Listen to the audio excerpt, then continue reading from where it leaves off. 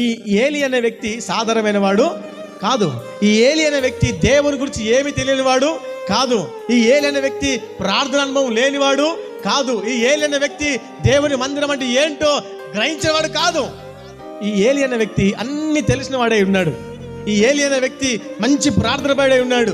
ఈ ఏలి అనే వ్యక్తి ఒక దైవజనునిగా ఉన్నాడు. ఈ ఏలి అనే వ్యక్తి ఒక యాజకునిగా ఉన్నాడు. కానీ వాక్యం అంటుంది, ఆయన యాజకుడైనా దైవజనుడైనా ప్రార్థన పడైనా ఆయన కుమారులు యెహోవాను ఎరుగని వారై దుర్మార్గులు అయ్యారంట. హల్లెలూయా చెప్పండి ఒకసారి గట్టిగా హల్లెలూయా.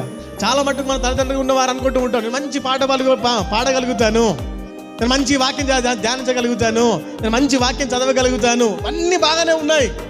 నువ్వు పాట పాడుతావు మంచిదే, మందిరానికి వస్తావు మంచిదే, మందిరాన్ని ప్రేమిస్తున్నావు మంచిదే, మందిరంలో ప్రార్థన చేయగలుగుతావు మంచిదే. ఒకవేళ ప్రార్థన ఇస్తే ఆది కాలం నుంచి ప్రకటన వరకు అన్ని పుస్తకాల పేరు చెప్తావు మంచిదే.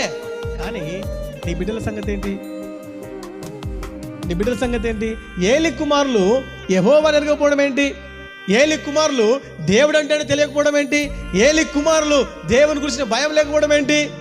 వినండి, ఏలి దేవుని యొద్ద ఉన్న, ఏలి దేవుని కొరకు జీవించిన, ఏలి దేవుని కొరకు యాజకుడిగా ఉన్న ఆ యెహోవాను లేదా అనగా దేవుని మాత్రం తన కుటుంబానికి తన బిడ్డలకైనా పరిచయము చేయలేదు.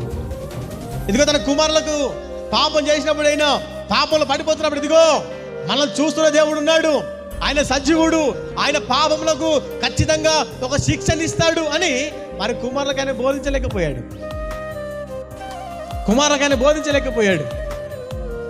ఇక్కడ కూర్చున్న మన జీవితంలో మనం ఎంతగా ప్రార్థన పడడం అనేది, మనం ఎంతగా వాక్యము తెలుసు అనేది నీ బిడ్డల పెంపకములను తెలుస్తుంది. ఆమెను చెప్పండి ఒకసారి హల్లెలూయా. ఒకవేళ మంచి ప్రార్థన పరులు అయి ఉండి నీ బిడ్డలు కనుక మందిరం రాని వారు అయి ఉంటే, ఒకవేళ నీ ప్రార్థన పరులు అయి ఉండి నీ బిడ్డలు కనుక దేవుని ఆరాధించే వారిగా లేకపోతే, ఒక మనుషుడు ఉన్నాడు. ఆ చిన్న బాబు ఏలి యొద్ద ఎదుగుతూ ఉన్నప్పుడు దేవుని స్వరాన్ని విని దేవుడు ఏమి చెయ్యాలో వాటన్నిటిని కూడా ఆ కుమారునికి దేవుడు తెలియజేస్తున్నాడు. ఆమె చెప్పండి హల్లెలూయా. అనగా ఏలి అయితే తన కుమారులకు ఎలా ఉండాలో చెప్పలేదు, కానీ ఏలి అయితే తన కుమారులకు ఏ విధంగా నడవాలో చెప్పలేదు, కానీ సమూయేలుకు తన తల్లి అన్నీ నేర్పించింది. కుమారుడు ఆ మందిరంలో దేవునికి ప్రతిష్ఠించబడిన తర్వాత అక్కడ రాయబడిన మాట, అక్కడే సమూయేలు యెహోవాను మొక్కెను అని రాయబడింది. అని అర్థం ఏంటి తెలుసా? యెహోవాను సమూయేలు మొక్కడానికి గల ముఖ్య కారణం ఏంటంటే వాళ్ళ తల్లి దేవుని మొక్కే వ్యక్తిగా ఉంది, తన తల్లి దేవుని మాట వినే వ్యక్తిగా ఉంది, తన తల్లి ఒక మంచి ప్రార్థనపరురాలుగా ఉంది, తన తల్లి విజ్ఞాపన చేసే వ్యక్తిగా ఉంది, తన తల్లి మంచి కన్నీరు కార్చే వ్యక్తిగా ఉంది, తన తల్లి మందిరాన్ని ప్రేమించే వ్యక్తిగా ఉంది. కనుక తన కుమారుణ్ణి తన యొద్ద కాకుండా దేవుని మందిరంలో సమర్పించేసింది. ఆమె చెప్పండి హల్లెలూయా. ఇక్కడ చాలామంది తల్లిదండ్రులు కూర్చున్న వారికి చాలా ఆలోచనలు ఉంటాయి. ఒకవేళ పెళ్ళైన కొత్తలో భార్య భర్తలకు జతపరచబడిన తర్వాత మరి గర్భం తెరవబడితే, మరొకరు కన్సీవ్ అయితే ఆ సంతోషం ఇంత ఉండదు కదా, చాలా సంతోషం ఉంటుంది. ఆ సంతోషం ఉన్న తర్వాత తన భార్యను ఎత్తుకోవడమో కౌగులించుకోవడం చేస్తూ ఉంటారు. తర్వాత ఈ విషయాన్ని తన తల్లిదండ్రులతో అందరితో పంచుకుంటూ ఉంటారు.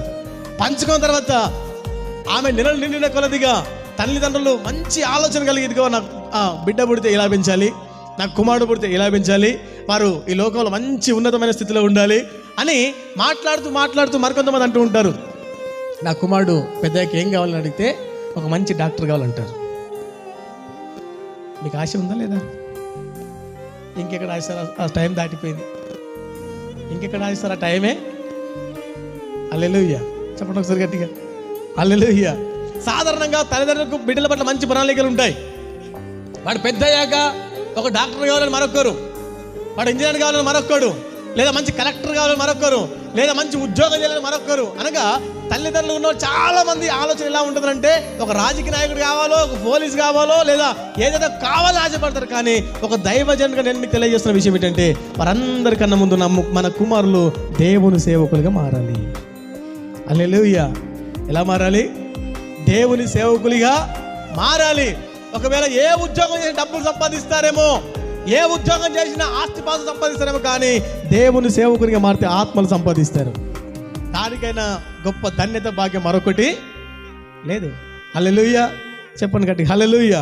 చాలా చోట్ల ప్రార్థన పరురాలుగా పిలువబడుతున్న కుటుంబాలు కూడా, ప్రార్థన చేసేవారి కుటుంబాలు కూడా, ఒక చోట ఇలాగ మంచి ప్రార్థన పరురాల తల్లి చక్కగా మందిరం ప్రారంభమే ప్రార్థనలోనే వచ్చేస్తూ ఉంటుంది, మంచిగా అన్ని విషయాల్లో భక్తిగా జీవిస్తూ ఉంటుంది.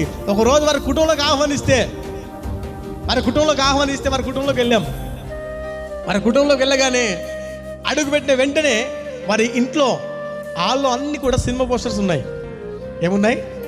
సినిమా పోస్టర్స్ ఉన్నాయి.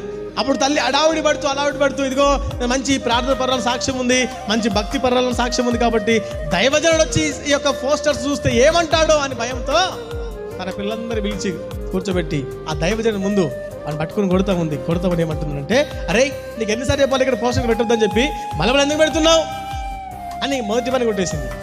రెండవన్నీ అలాగే పట్టుకొని ఎన్నిసార్లు చెప్పాలరా మీకు ఇక్కడ పోస్టర్ పెట్టొద్దని, మరలా ఎందుకు పెడుతున్నారు అని కొడుతూ ఉంటే రెండోవాడు ఏడుస్తున్నాడంట, అమ్మా నేను పొద్దున పెట్టి తీసేస్తే నువ్వే కదా మమ్మల్ని మళ్ళీ పెట్టుకున్నావు, నేను పొద్దున పెట్టి తీసేస్తే ఎవరు పెట్టమన్నారు? మమ్మీ మరలా పెట్టుకుంది. కానీ దైవజనుడి ముందేమో నేను పెట్టలేదు సార్, ఎవరు పెట్టిరు? చాలా మంది దొంగతనం ఇలాగే ఉన్నారు. అంటే నిజమైన భక్తి పరులు, నిజమైన విశ్వాసం కలిగిన వారు, నిజమైన ప్రార్థన పరులు, దేవుని మాటకు లోబడేవారు మందిరంలో ఒక రకంగా, ఇంట్లో ఒక రకంగా ఉండరు. మందిరంలో ఒక రకంగా, సమాజంలో ఒక రకంగా ఉండరు. వాక్యంలో అందుకే అన్నాడు, ఇదిగో మొట్టమొదటిగా మీ దేవుడని యెహోవా, ఆయన అద్వితీయుడగు యెహోవా. కనుక ఆయన మాట విని ఆయన ఎలా ఆరాధించాలంటే పూర్ణ మనసుతో, పూర్ణ హృదయముతో ఆరాధించాలి. ఆరాధిస్తున్న నీవు ఆయన నిబంధనలు, ఆయన ఆజ్ఞలన్నీ కూడా నీ హృదయంలో దాచి ఉంచుకొని, వాటిని నువ్వు నేర్చుకొని, వాటి ప్రకారం నువ్వు జీవించి, వాటిని మన బిడ్డలకు మనము నేర్పించాలి. ఎప్పుడు నేర్పించాలి? వాడు పడుకున్నప్పుడు కూడా అవే మాట్లాడాలి, వాళ్ళు లేస్తున్నప్పుడు అవే మాట్లాడి, వాడు నడుస్తున్నప్పుడు కూడా వాటినే మాట్లాడాలి. హల్లెలూయా. చెప్పండి హల్లెలూయా. ఒక మాట చెప్తున్నానండి, దేవుడు పిల్లల్ని పెంచే బాధ్యత తల్లిదండ్రులకు ఇచ్చాడు. వారు మంచి వాళ్ళకి కావాలన్న కారణం మనమే, వారు చెడ్డిపోవాలన్న కారణము మనము. ఏదైతే కలిగి ఉంటామో అదే మన బిడ్డలు కలిగి ఉంటారు.